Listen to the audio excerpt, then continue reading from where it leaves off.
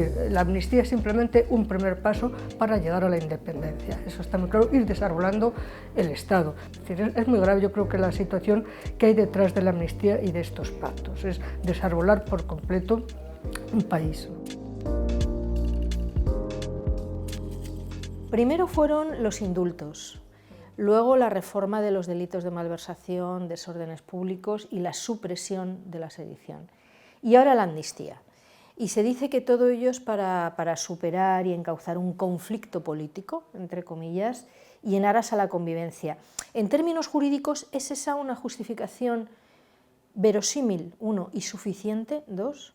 Si fuera cierta, podría valer perfectamente, porque las amnistías históricamente se han pensado para esas situaciones en las que ha habido una quiebra de la confianza en una sociedad, porque ha habido posiciones plenamente encontradas y una parte ha tenido que llevar a cabo actuaciones ilícitas en un contexto de dictadura, de autocracia, etcétera, para salvar la democracia o para alcanzar la democracia. Entonces, las amnistías, desde el punto de vista de conseguir olvidar una quiebra emocional importante, una guerra civil, un conflicto armado interno, una sublevación, etcétera, tienen sentido si efectivamente se hacen por consenso de las fuerzas políticas, algo que no ha ocurrido en España, también para restablecer la convivencia, algo que no se ha hecho, puesto que la parte precisamente perdonada, en realidad lo que hace es decir que va a volver, es decir que no le perdonamos, sino que en realidad lo que hacemos en el fondo es reconocer, con esa ley que pretende el gobierno, lo que hace es reconocer que aquello fue lo correcto, que estaban luchando por algo digno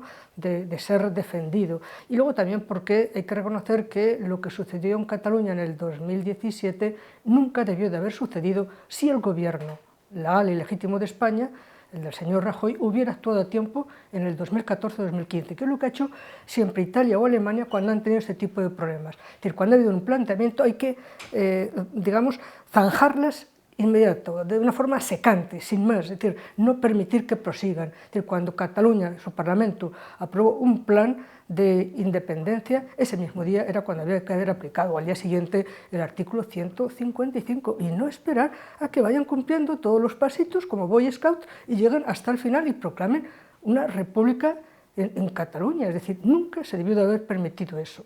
Lo que estamos tratando aquí en todo el problema de la amnistía, como en todo el problema relativo al proceso independentista, es un problema jurídico.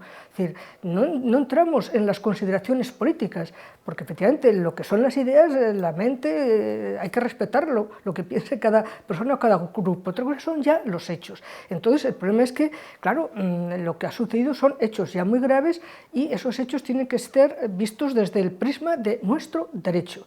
Y cuando se hizo la Constitución, por un lado, hubo acuerdo en que indultos individualizados se podían dar y que indulto general no. Está expresamente prohibido de una manera tajante, muy clara. Por tanto, casos concretos se verán desde el punto de vista, diríamos, humano, de la solidaridad, de la situación en la sociedad y, por tanto, con nombres y apellidos ante nombres y apellidos y el hecho punible se decide o no dar indultos, eso es lo legal. Pero claro, lo que no permite nuestra Constitución es el indulto general, es decir, en masa, por unos acontecimientos, todas las personas implicadas en los acontecimientos quedarían indultadas. Está prohibido el indulto general y el indulto siempre parte de que una persona ya ha sido juzgada y condenada y lo único que se le hace es perdonar lo que pasó.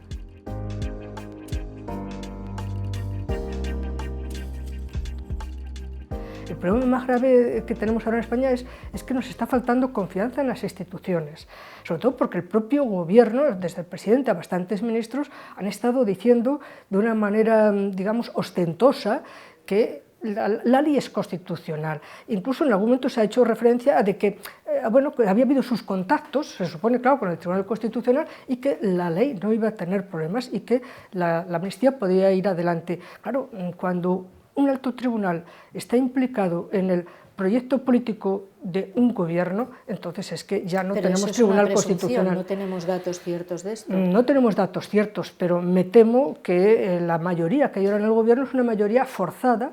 El gobierno capturó el Tribunal Constitucional hace más de un año, en noviembre del año 22, y yo creo que desde entonces está muy claro, con dos personas que procedían del gobierno, un antiguo ministro de Justicia y una directora general de Presidencia del Gobierno, y que además, en fin, estaba claro que ellos querían tener una mayoría y durante mucho tiempo.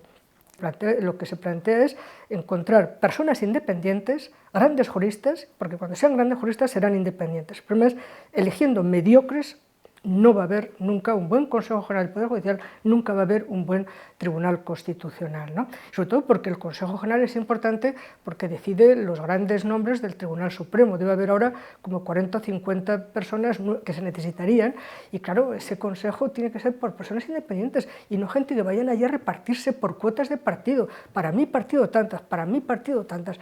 Eso fue terrible desde que se modificó en el año, creo que fue 95, la ley del Consejo General del Poder Judicial, que el Tribunal Constitucional la consideró constitucional, siempre que no se caiga en el reparto de cuotas. En fin, no lo dice así, pero lo dice muy claramente, ¿no? Y porque en ese caso viene a decir el Tribunal Constitucional, el nombramiento de los miembros del Consejo sería inconstitucional. Una ley, por el hecho de que sea de un Parlamento y de un Estado democrático, no quiere decir que esa ley sea coherente, compatible con el derecho de la Unión Europea. Ha habido leyes de parlamentos, del francés, del alemán, del británico en su época, leyes muy importantes y aprobadas por amplias mayorías que fueron dejadas inaplicadas porque eran contrarias al derecho de la Unión Europea. No hay un derecho a decidir ilimitado de los parlamentos. Los parlamentos están obligados por la Constitución y por el derecho de la Unión Europea. Esos dos pilares son muy claros, el pilar interno y el pilar que hemos aceptado y que está en la Constitución, está en el artículo 93 de nuestra Constitución, y por tanto, teniendo en cuenta además que el derecho de la Unión tiene primacía absoluta incluso sobre el constitucional. Es decir, es claro que hay sociedades que han demostrado, bueno, pues más valentía a la hora de defender la democracia. Quizá porque a lo mejor esta Constitución nos hemos equivocado, el que no sea militante es un problema. A mí me gustaría que España fuera militante con la democracia y tener una Constitución que defendiera la democracia y que tuviera un núcleo duro que no permitiera la vuelta atrás. Es decir, y una democracia es los límites del poder y quién controla a ese poder. Y ya no hay límites y ya no hay quien seguramente controle, salvo el Tribunal Supremo, es lo único que nos queda ahora mismo.